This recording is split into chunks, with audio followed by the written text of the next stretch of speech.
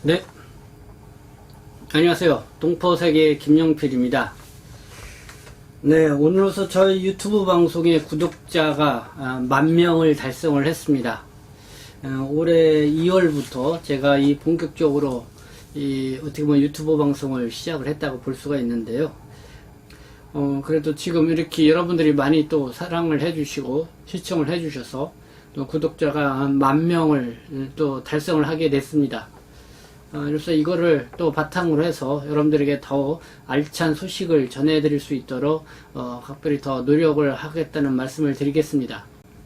그리고 여러분들이 지금 유튜브 방송 여러 면에 있어서 정말 이 동포들에게 어떤 그 목소리를 내고 또 힘이 될 수 있는 그런 좋은 통로라고 생각이 듭니다.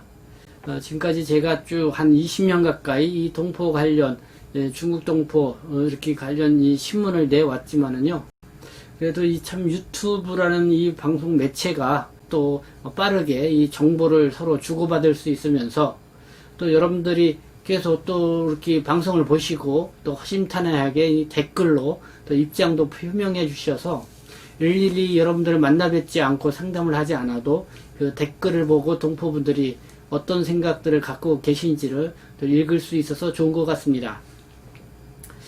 어제도 제가 이 코로나19 장기화에 따른 방문 취업 동포 구제 방안 소식을 이렇게 전해드렸었는데요. 그 소식을 보고 저는 나름대로 방문 취업 동포들에게는 한숨을 덜 수 있는 희소식이다. 그래서 이렇게 전해드렸는데 그래도 참 이 비행기 값이라든가 또 여러 가지 이 방역 또 핵산 검사도 2번씩이나 받아야 되고 상당히 어려움이 많이 있다. 그리고 또 이 방문 취업이 한 가족에 한 명만 있는 게 아니라 또 부부가 같이 방문 취업 체류 자격으로 있는 분들도 있어서 역시 또 비용은 많이 들어가게 되고 그렇다는 이런 여러 가지 말씀들을 해주시고 있습니다. 그리고 또 이렇게 해서 들어가면은 또 방문 취업 체류 자격으로 금방 들어올 수는 있느냐 또 이렇게 문의하시는 분들도 있는데요. 네, 이렇게 법무부가 했기 때문에 어떤 다시 재입국을 하는 데는 큰 문제는 없을 거라고 이렇게 생각이 듭니다.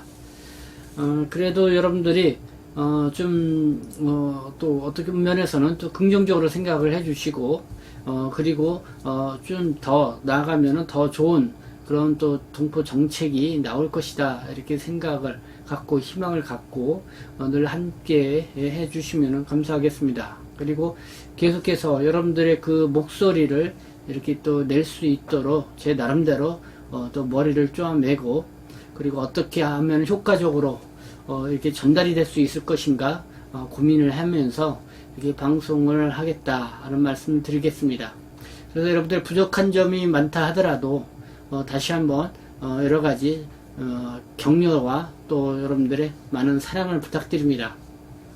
그것은 곧 여러분들이 주변에 계신 분들한테 저희 유튜브 방송에 많이 좀 구독 좀 해 주십사 하고 이렇게 좀 홍보맨 역할을 해 주시는 것이 결국은 저에게 큰 도움이 되고 그로 힘을 바탕으로 해서 우리 동포들을 위해서 또 제가 또 열심히 또 목소리를 내고 활동을 할 수 있는 그런 계기가 된다는 말씀 또 드립니다. 네, 오늘 이렇게 또 10,000명 이렇게 초과하게 돼서요. 다시 심기일전하는 마음으로 열심히 또 뛰겠다라는 이런 말씀을 여러분들에게 드리면서 또 오늘 방송을 시작을 하도록 하겠습니다. 이 코로나19 시대를 맞이하면서 여러분들 택배를 많이 이용을 하시죠. 그렇기 때문에 아주 중요한 이 서비스 업종으로 급부상하고 있습니다. 그런 반면에 계속해서 이 택배업에 종사하고 계시는 분들이 이 과로사로 사망하는 사건이 벌어지고 있어서 이 한국 사회에서도 큰 화두가 되고 있는데요. 여기에 대해서도 정부에서도 대책을 내놓기까지 했습니다. 그러나 이 근본적인 대책은 결국은 이 택배업에서 일을 할 수 있는 사람들을 많이 좀 확보를 할 수 있어야 하는데 지금의 여건으로 봐서는 내국인들에게 크게 호감을 갖고 있는 그런 업종이 아닌 것 같습니다. 그래서 오늘 뉴스도 그런 뉴스가 주요하게 나와서 여러분들하고도 한번 말씀을 드리고 전해드리고자 하는데요. 오늘의 뉴스 제목은 이겁니다. 이 방문 취업 동포에게 이 택배업 취업문이 열리나, 이런 내용입니다. 이 한국에서 이 택배 서비스는 1992년도부터 시작을 했죠. 그러다가 2010년도 이후 이 온라인 판매가 늘어나기 시작을 하면서 이제는 뭐 물건을 살 때 온라인이나 전화로 주문을 하고 택배로 받는 것이 일상화되어 가고 있는 그런 상황입니다.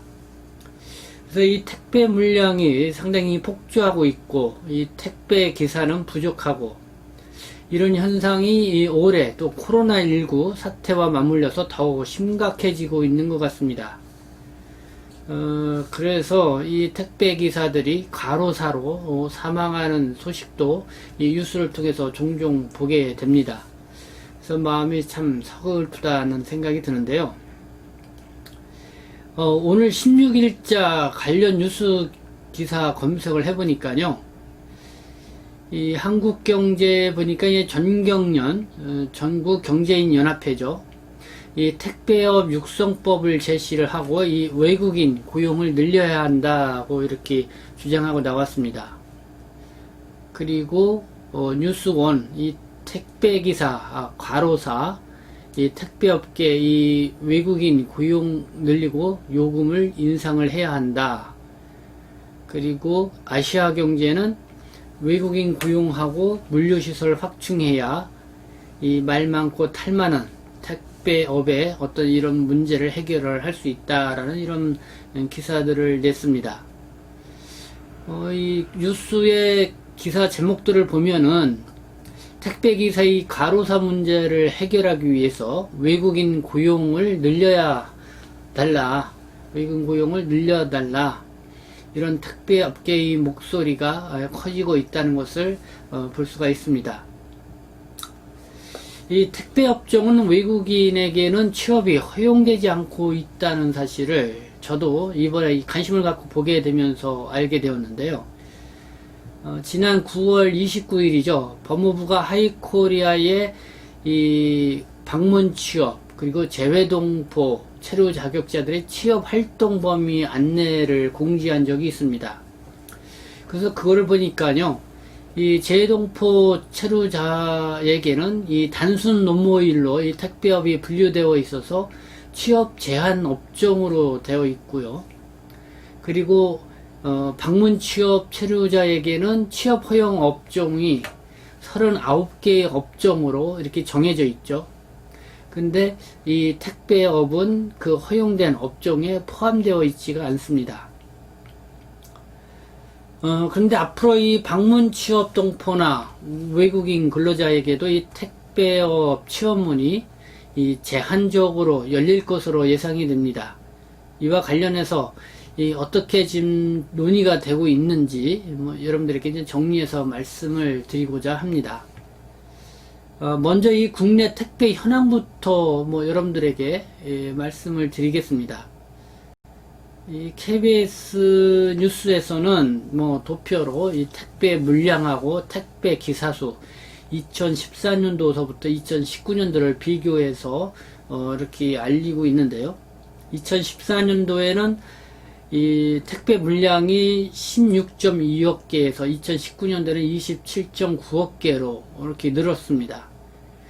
상당히 큰 폭으로 이 물량이 늘어나는 걸 볼 수가 있죠. 근데 이 택배 기사 수는 2014년 33,100명에서 2020년 54,000명 정도 이렇게 늘어났습니다. 그렇기 때문에 이 택배 물량이 큰 폭으로 늘어난 거에 비하면은 한 80% 정도 택배 물량이 늘어났다 이렇게 볼 수가 있는데요. 택배 기사 수는 연평균 약 8% 정도 증가한 것으로 이렇게 볼 수가 있습니다. 그러니까 턱없이 그러니까 이 택배 기사 수가 부족하고 그리고 어쨌든 이렇게 과로사로 택배 기사들이 사망할 수밖에 없는 그런 악조건에 놓여 있다, 이렇게 볼 수가 있을 것 같습니다. 지금 이 택배 기사들이 과로사로 사망하는 일이 발생을 해서 사회적으로 큰 관심을 불러일으키고 있는데요. 지난 일요일에도 이 고양시에서 65세 된 이 택배 기사가 쓰러져 일어나지 못했습니다. 그래서 뭐 올해로 한 10명 정도가 이렇게 사망을 했는데요. 정부가 그래서 이런 대책을 내놓았습니다.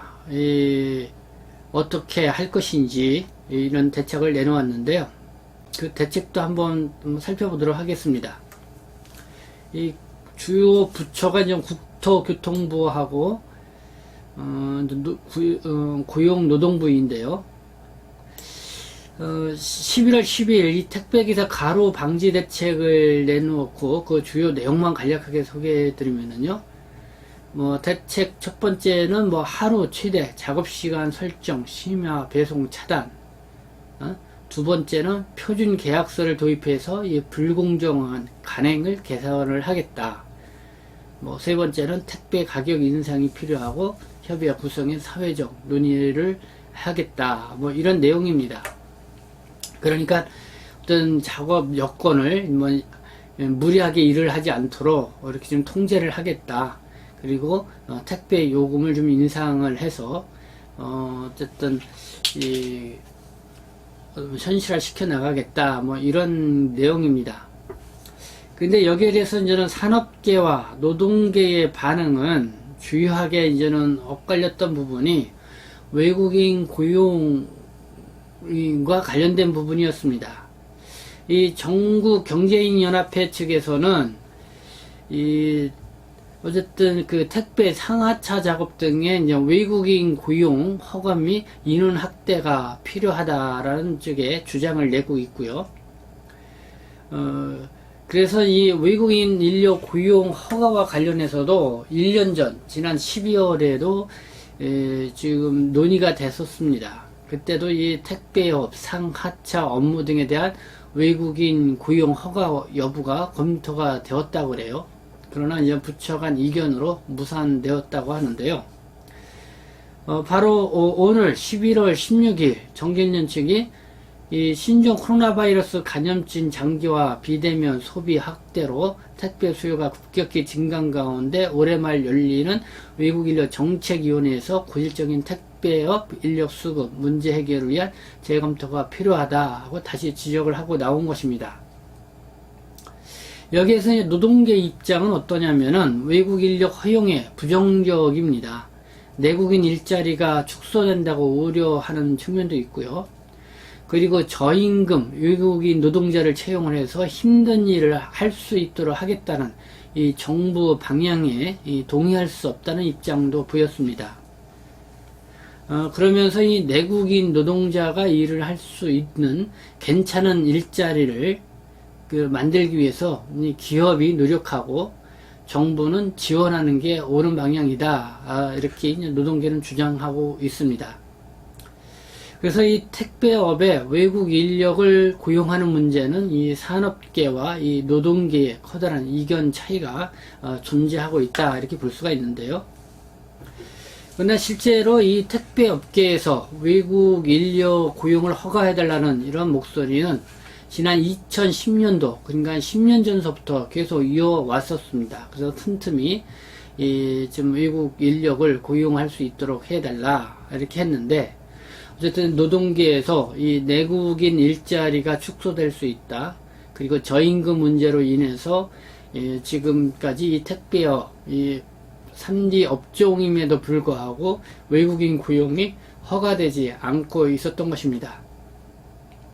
물론 이런 택배 기사 같은 경우는 본인들이 이제 차량을 구매를 해서 거나 아니면 어떤 회사 차량을 통해서 운전을 하면서 그 배달 업무를 하시는 분이 이제 보통 우리가 이제 택배업 이렇게 생각을 할 수가 있는데요.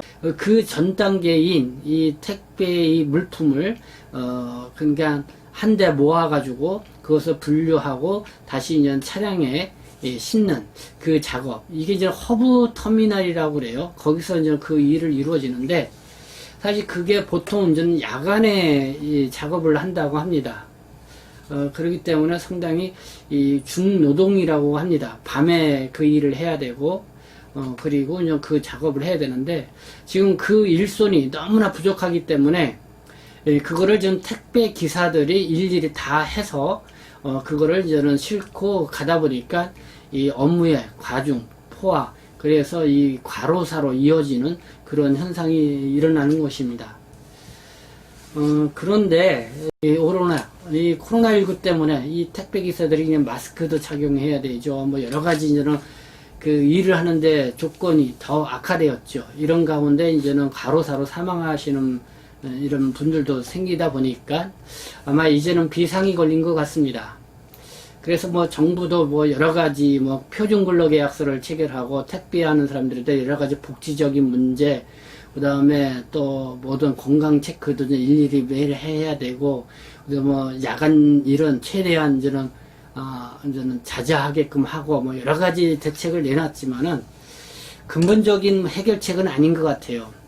보니까 결국은 그 허브 터미널이라는 곳에서 그 물건을 분류하고 그 택배 차량에다 실어주고 내리는 그 일을 할 수 있는 인력, 그 인력이 한 1,500명 정도가 지금 현재 필요하다고 하는데, 그래서는 그 인력을 어떻게 충당을 하겠느냐, 이거죠. 그래서 산업계에서는 계속 이 택배업에 외국 인력을 고용할 수 있도록 허용해달라는 이 요구를 해왔다는 것입니다. 그래서 이제 오늘 뉴스에 주요하게 보니까 그런 기사가 게재가 돼서 제가 좀 관심을 갖고 뭐 여러분들에게 전해드렸는데요. 근데 그 외국 인력이라는 게 누구냐? 결국은 방문 취업으로 있는 중국 동포들을 선호를 했습니다. 이 중국 동포들이 이 택배업 쪽에서 일을 할 수 있게끔 그 방문 취업 외국 인력이라고 볼 수가 있죠. 일을 할 수 있게끔 허용해 달라, 뭐 이 요구가 있었습니다. 왜냐면 이 중국 동포는 일단은 언어가 통하고 또 한글을 다 알기 때문에 이 주소대로 이 물품을 또 분류하는데 큰 어려움이 없죠. 그리고 또 이 택배업이라는 것이 하다가 뭐 여기에 손망실, 그러니까 분실할 수도 있고 뭐 여러 가지 뭐 그런 부분들이 있잖아요. 그런 부분에 있어서는 외국인보다는 그래도 중국 동포들이 더 안전하다, 믿을만하다, 그리고 여러 가지 언어 측면에서 내국인을 대체할 수 있는 아주 그런 인력이다, 이렇게 보고 이 방문 취업 중국 동포들이 이 택배업에서 일을 할 수 있도록 이렇게 허용해 달라라는 그런 꾸준한 요구가 있어 왔다는 것입니다. 그래서 지금은 좀 그게 어느 정도 이제는 필요성이 서로 공감대가 형성이 돼서 조만간에 이제 택배업을 포함해서 이 방문 취업 동포들의 취업 그 방향이 약간 좀 변동이 있을 거다, 이렇게 예상이 됩니다. 제가 언제죠? 한 3월 달인가요? 그때도 한번 말씀을 드린 적이 있었는데, 이전 방문 취업 동포들의 취업 방식이 지금 39개 업종에 제한돼서 취업을 할 수 있게끔 이렇게 묶어두었다.